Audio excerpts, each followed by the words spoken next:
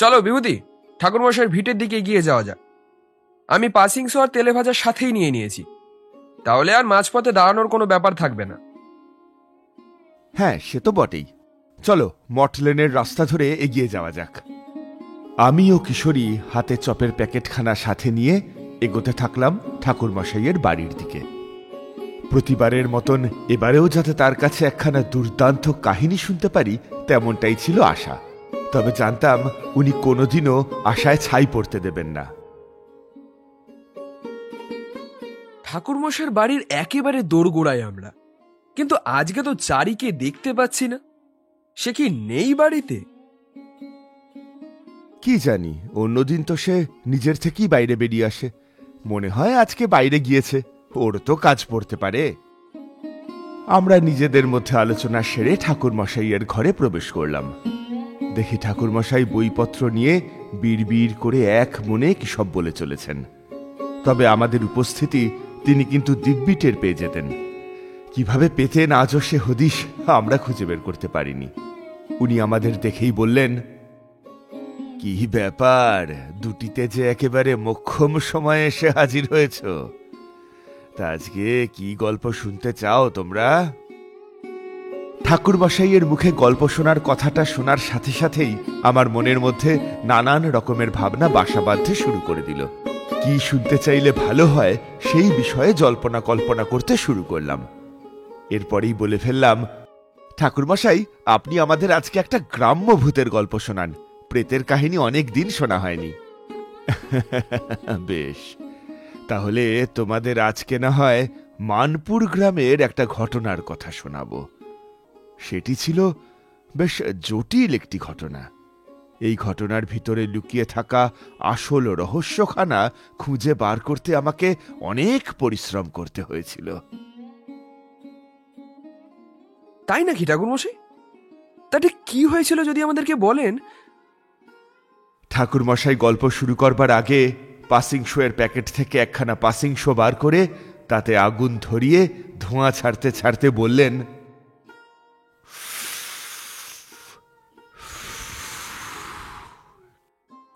আমি তখন নিজের গাঁয়ের বাড়িতে সাধনায় রত।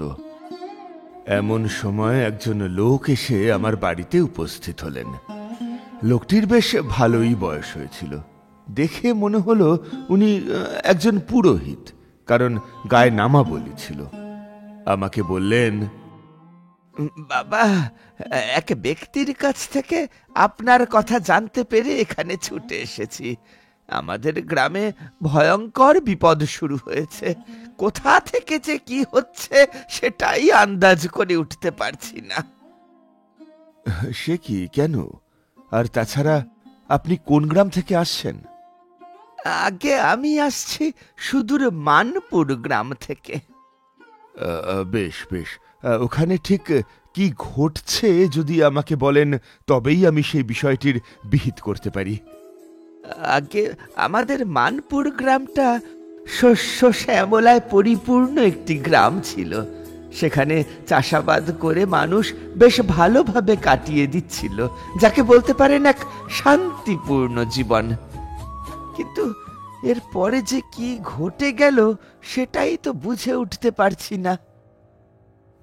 কেন, সেখানে কি কোনো সংকেত দেখতে পেয়েছেন নাকি আপনি?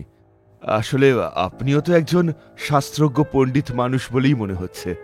সাধারণ কিছু যদি হতো তাহলে আপনি নিজেই সেটির সমাধানের পথ খুঁজে বার করে ফেলতে পারতেন। তেমন কিছু নয় বলেই আমার কাছে ছুটে এসেছেন। আপনার মতন বিচক্ষণ মানুষকে আর শাস্ত্রের বিষয়ে আলাদা করে কি বলবো।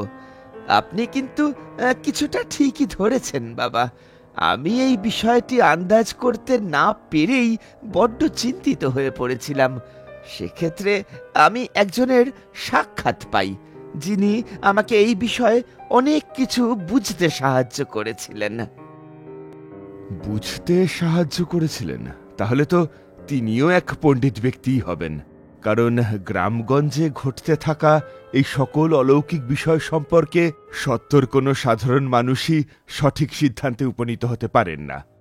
হ্যাঁ ঠাকুর মশাই, তবে আপনাকে ঘটনাটির বিষয়ে দুটো কথা বলি, তাহলে হয়তো আপনি গোটা বিষয়টা বুঝতে পারবেন। হ্যাঁ বলুন, আমাকেও সম্পূর্ণ বিষয়টির কথা জানতে হবে, না হলে সমস্যা। গ্রামে হঠাৎ করেই এক সংকটপূর্ণ পরিস্থিতির সৃষ্টি হলো। আমাদের মোড়লের স্ত্রী মানে মালতী একদিন সন্ধ্যের সময় এলো চুলে বাড়িতে ফিরে এলো। আমি তখন মোড়লের সাথে গ্রামের উন্নয়নের বিষয়ে আলোচনায় ব্যস্ত। এমন সময় দেখলাম মালতীর ভাবগতিক একেবারেই ঠিক লাগছে না। সে এক প্রকার চিৎকার করে মোড়লকে উদ্দেশ্য করে বলল, কি হলো? এই সময় তুই কিনা বাইরের লোকের সাথে গল্প করছিস? আজ থেকে এখানে এসব চলবে না। এটা আমার থাকার জায়গা, আমি শান্তিতে এখানে থাকতে চাই। বাইরের কোনো লোককে আর ঘরের ভেতরে আসতে দিবি না, এতে আমার শান্তি নষ্ট হবে। কথাটা যেন মাথায় থাকে। এই কথাগুলো বলেই এলো চুলে মালতী নিজের ঘরের ভিতর ঢুকে দরজাটা ভিতর থেকে দমাস শব্দ করে বন্ধ করে দিল। আমি মোড়লের মুখের দিকে তাকাতেই দেখলাম লোকটি একেবারে হতভম্ব হয়ে পড়েছেন। পুরোহিত মশাই, আমি তো কিছুই বুঝতে পারছি না।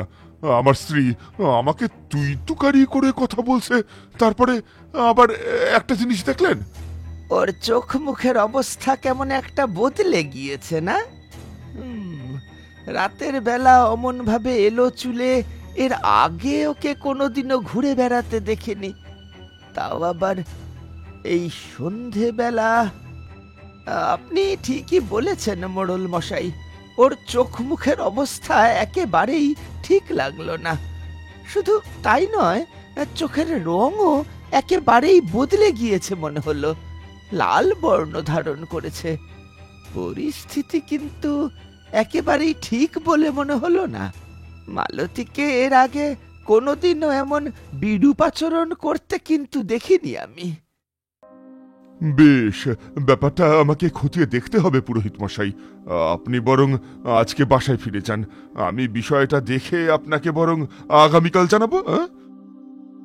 বেশ বেশ, আপনি বরং আমাকে তাই জানাবেন। পরের দিন সন্ধেবেলায় যখন পুজোর কাজ সেরে আমি গ্রামের মন্দির থেকে বাড়িতে ফিরছি, ঠিক সেই সময়ে দেখলাম হন্তদন্ত হয়ে ওই মোড়ল আমার কাছে ছুটে এলেন। তারপরই হাঁপাতে হাঁপাতে আমাকে বললেন, শিগগির আমার বাড়িতে একবার চলুন পুরোহিত মশাই। আমি জানি না মালতীর কি হয়েছে। আজকে দেখি সে কাঁচা মাংস দাঁত দিয়ে ছিঁড়ে ছিঁড়ে খাচ্ছে। ওর সারা মুখে রক্ত লেগেছিল। আমি ওকে এই বিষয়ে কিছু একটা জিজ্ঞেস করতে যাব, এমন সময় বলে উঠলো, এই, একদম আমাকে বিরক্ত করবি না, একদম বিরক্ত করবি না বলছি। বলেছি না সন্ধ্যার পরে কেউ আমাকে বিরক্ত করতে আসবি না। কথাটা কি কানে যায়নি? এই দৃশ্য দেখে আপনিই বলুন, চুপ করে থাকা যায়? ওর শরীরে কিছু একটা প্রবেশ করেছে পুরোহিত মশাই। আপনি তো এসব কুসংস্কারে বিশ্বাস করেন। সন্ধেবেলা সেদিনকে এলো চুলে ফিরে এসেছিল মালতী, হ্যাঁ, তারপর থেকেই তো মালতীর আচরণের মধ্যে এই পরিবর্তন লক্ষ্য করতে পারছি। এক্ষুনি কিছু একটা করুন, তা না হলে অনেক দেরি হয়ে যাবে। আমি সময় নষ্ট না করে মোড়লের বাড়িতে ছুটে গেলাম। সেখানে গিয়ে দেখলাম মালতীর সারা মুখে রক্ত লেগে রয়েছে, চুলগুলো হাওয়ায় উড়ছে, আর সে বিড়বিড় করে মেঝের দিকে তাকিয়ে কি সব যেন বলে চলেছে। মাংস চাই আমার, আরো মাংস চাই। এতে কিচ্ছু হবে না, কিচ্ছু হবে না। যা নিয়ে আয়, আমার জন্য কাঁচা মাংস নিয়ে আয়, আরো আরো কাঁচা মাংস নিয়ে আয়। এই পুরোহিত, পুরোহিত কি করছিস তুই এখানে দাঁড়িয়ে? যা নিয়ে আয়। তুই নাকি মালতীকে বাঁচাতে এসেছিস? ওইটাই বাকি রয়েছে। তুই কিচ্ছু করতে পারবি না, কিচ্ছু না। যা এখান থেকে, আর আমার জন্য কাঁচা মাংস জোগাড় করে নিয়ে আয়, যেখান থেকে পারিস, যেখান থেকে পারিস। সেদিনকে মালতীর ওই অবস্থা দেখে আমার শির দাঁড়াবে হিমেল রক্তের স্রোত বয়ে গিয়েছিল। আমি আমাদেরই গ্রামের এক ওঝাকে নিজের সাথে করে তাড়াতাড়ি মোড়লের বাড়িতে নিয়ে গেলাম। এ ভগবান সর্বনাশ করেছে। এ শরীরের মধ্যে তো কোনো প্রেতিনি ভর করেছে। এত সহজে তো আমি একে মুক্ত করতে পারবো না। এর জন্য আরো শক্তিশালী তান্ত্রিকের প্রয়োজন। তবু আমি চেষ্টা করছি। ওম হ্রিম হ্রিম হ্রিম হ্রিম ফট স্বাহা। শিবু ওঝা মন্ত্র পাঠের সাথে সাথেই ঘটলো আরো বড় বিপদ। মালতী চোখ দিয়ে শিবু ওঝার দিকে তাকানোর সাথে সাথেই ওঝার দম বন্ধ হয়ে আসতে শুরু করলো। সাথে সাথেই ওঝা বুক ধরে মাটিতে পড়ে গেলেন, জ্ঞান হারিয়ে ফেললেন।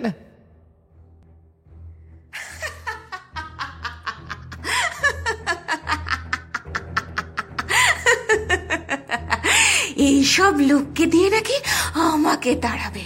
এতই সহজ? হ্যাঁ, এতই সহজ?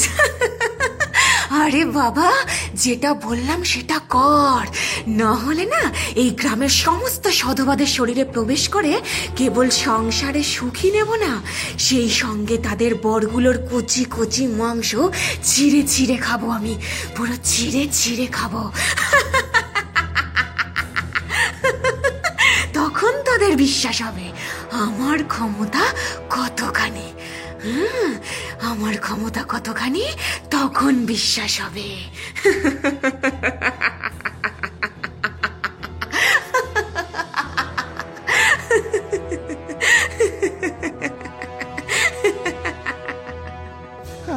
আমি জানি না মোড়ল মশাই, এই সমস্যার সমাধান কিভাবে সম্ভব। আমাকে আমাকে একটু ভাবতে দিন। শিবু ওঝা ছাড়া এই গ্রামের কাউকেই তেমন আমি চিনি না, যিনি কিনা নিজের ক্ষমতার দ্বারা এই সকল কালো শক্তির সাথে মোকাবিলা করতে পারবেন। আপনি বরং মালতীকে এই ঘরের মধ্যে কয়েকটা দিন বন্দি করে রাখুন। এর মধ্যে যদি আমি কারোর সন্ধান লাভ করতে পারি, তাহলে আপনাকে অতি অবশ্যই জানাবো। বুঝলাম। এর পরে কি ঘটেছিল? আপনি যা বলছেন তাতে করে তো মনে হচ্ছে না ওই আত্মা কেবল মালতীর শরীরের মধ্যেই প্রবেশ করেছিল। এই ধরনের আত্মারা নিজেদের ক্ষমতাকে প্রকাশ করবার জন্য একাধিক মানুষের শরীর বেছে নেয়। এটা আমি আমার অভিজ্ঞতা থেকেই বললাম। তবে সেটা কতখানি ঠিক এটা আমি জানি না। আপনি একেবারেই ঠিক বলেছেন বাবা। মালতীর শরীর থেকে সেটি গ্রামের অনেকের শরীরে প্রবেশ করতে থাকলো। মোড়ল মশাই মালতীকে ঘরের মধ্যে বন্দি করে রাখলেন ঠিকই, কিন্তু তারপরেও গ্রামের অন্যান্য সধবাদের শরীরের অবস্থাও একই রকম হয়ে পড়তে লাগলো। তারা ভয়ঙ্কর রকমের আচরণ করতে শুরু করলেন, এমনকি একে অপরকে মেরে ফেলতেও তারা দ্বিধাবোধ করলেন না। তবে এসব দেখে আমি আর মোড়ল মশাই একেবারেই ভেঙে পড়েছিলাম। মনে হচ্ছিল আমরা আর এসবের থেকে মুক্তি লাভ করতে পারবো না। বুঝলাম। আমি যেটা ভয় পেয়েছিলাম তেমনটাই ঘটেছে। এর পরে কি ঘটেছে? এরপরে কি পরিস্থিতি আরো খারাপের দিকে অগ্রসর হয়েছিল? হ্যাঁ বাবা, গ্রামে এমনটা চলতে থাকার পাশাপাশি আরো ভয়ঙ্কর রকমের সংকেত দেখতে পাওয়া গেল। গ্রামে যত চাষের জমি ছিল সেগুলি সব নষ্ট হয়ে যেতে শুরু করলো। অসম্ভব রকমের ক্ষয়ক্ষতির সম্মুখীন হতে থাকলাম আমরা সকলে। চাষের জমিতে ফলন না হওয়ায় অনেক চাষি গলায় দড়ি দিয়ে আত্মহত্যা করতে লাগলেন। শস্যের রং কালো বর্ণ ধারণ করলো। মনে হলো যেন ওই গ্রামের উপরে কোনো প্রেতের ছায়া নেমে এসেছে। আমরা বিষয়টা বুঝতে পারলেও এটির উৎপত্তি কোথায় ঘটেছে বা কে এগুলোর পিছনে রয়েছে সেটা কিছুতেই আন্দাজ করে উঠতে পারছিলাম না। এমন সময় একদিন সন্ধ্যের সময় যখন গ্রামের পথ ধরে নিজের বাসার দিকে ফিরছি, সেই সময় গেরুয়া বসন পরিহিত একটি লোক আমার পথ আটকে দাঁড়ালেন। এই গেরুয়া বসন পরিহিত লোকটি আসলে কে? মানে ইনি কি সেই লোকটি যার দ্বারা এই সমস্যার সমাধান লাভ সম্ভব হলো? না বাবা, ইনি যে সমস্যার সমাধান করতে পেরেছিলেন এমনটা নয়। কারণ এরপরে আমরা আসল রহস্যের বিষয়ে জানতে পেরেছিলাম। ওনার সাথে আপনার আত্মিক যোগও রয়েছে, এমনটাই বলেছিলেন উনি। তবে এরপরে মালতীর সাথে আরো অনেক ভয়ঙ্কর ঘটনা ঘটতে শুরু করেছিল। সেসবের কথা শুনলে আপনার শিরদাঁড়া বেয়েও হিমেল রক্তের স্রোত বয়ে যাবে। কি ছিল সেই ঘটনা? বলুন তো আমাকে। হ্যাঁ, বলছি ঠাকুর মশাই। ওই লোকটি আমাকে এরপর নিজের বিষয়ে অনেক কথা বললেন, সেটাই আগে আপনাকে জানাতে হবে। হ্যাঁ, হাজারো প্রশ্নের উত্তর যে লুকিয়ে রয়েছে ওই আগন্তুকের আগমনের মধ্যেই। কে এই ব্যক্তি? কে সে?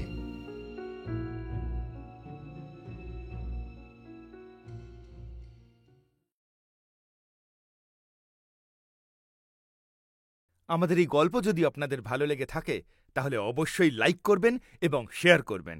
আমাদের এই চ্যানেলটিকে তো আপনারা আগে থেকেই সাবস্ক্রাইব করেছেন, শুধু বেল আইকনটি টিপে নোটিফিকেশন অন করে দিন, যাতে আমাদের পরবর্তী কাজগুলোর খবর আপনাদের কাছে সবার আগে পৌঁছয়। ধন্যবাদ।